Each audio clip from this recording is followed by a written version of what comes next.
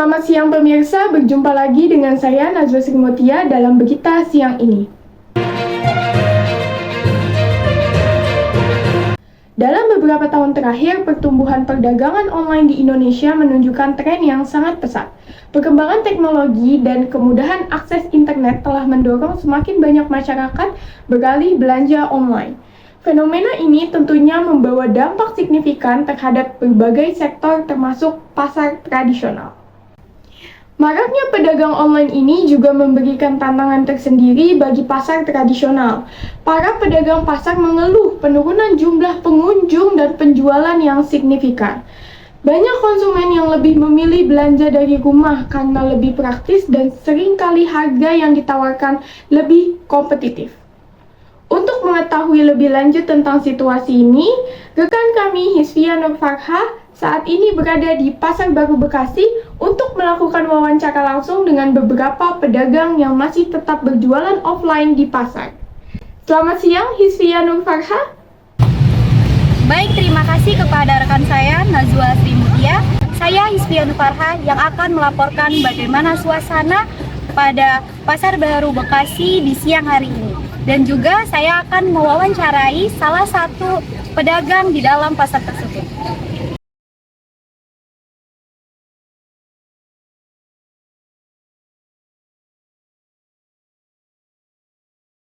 Baik pemirsa, sekarang saya sudah bersama dua orang dari salah satu penjual tas di Pasar Baru Bekasi ini. Baik, kakak dengan siapa? Kak Nurul. Kak Syifa. Oke, udah berapa lama ya kak jualan tas di pasar ini? Untuk berjualannya kita udah sekitar 8 tahun kak.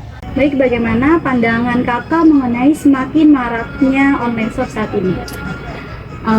Untuk pandangan saya sendiri itu lumayan sih ya kak, jadi bikin penurunan adanya penurunan omset di pasar.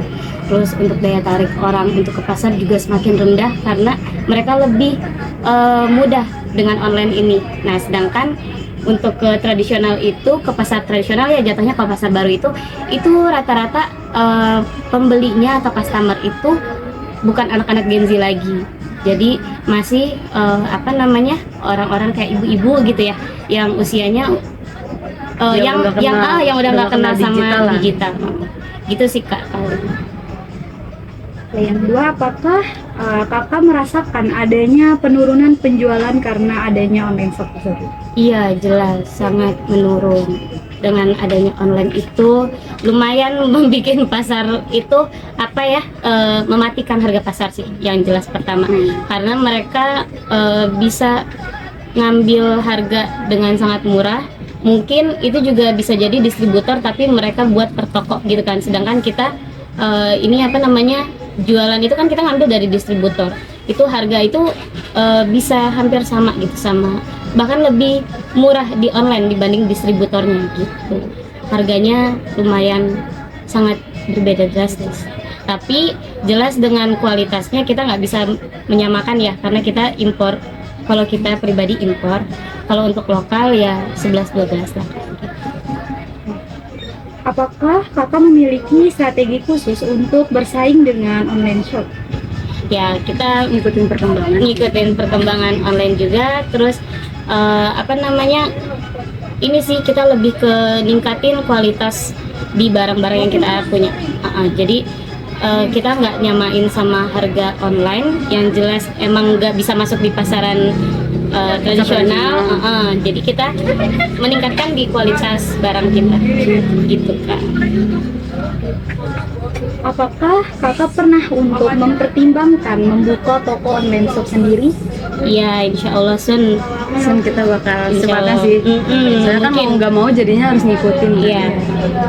Karena kan pembeli itu nggak selalu dari ibu-ibu, banyak dari Gen Z kayak kita sendiri kan ya, kayak usia aku itu semuanya pada sukanya di online. Jadi mau nggak mau kita tetap bergerak ke arah online ini sepertinya habis ini gitu.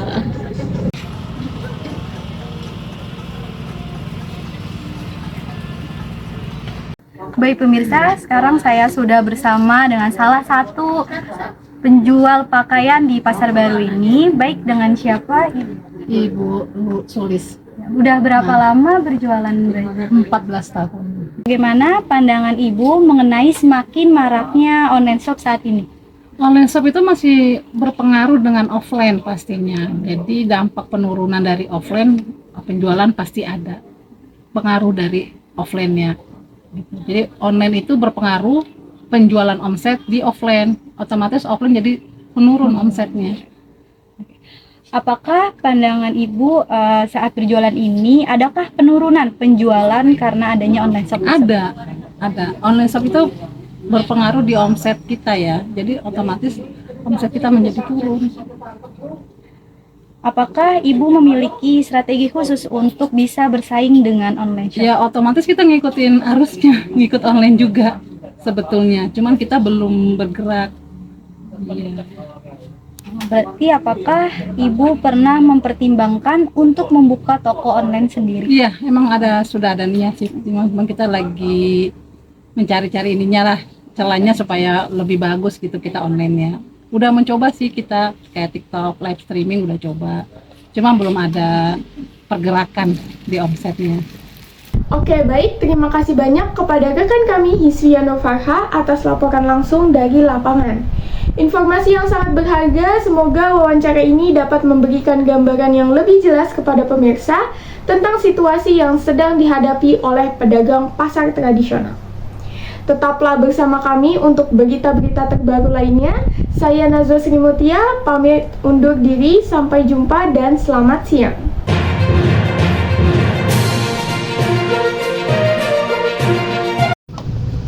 Baik, terima kasih kepada rekan saya Najwa Sri Mutia online shop saat ini.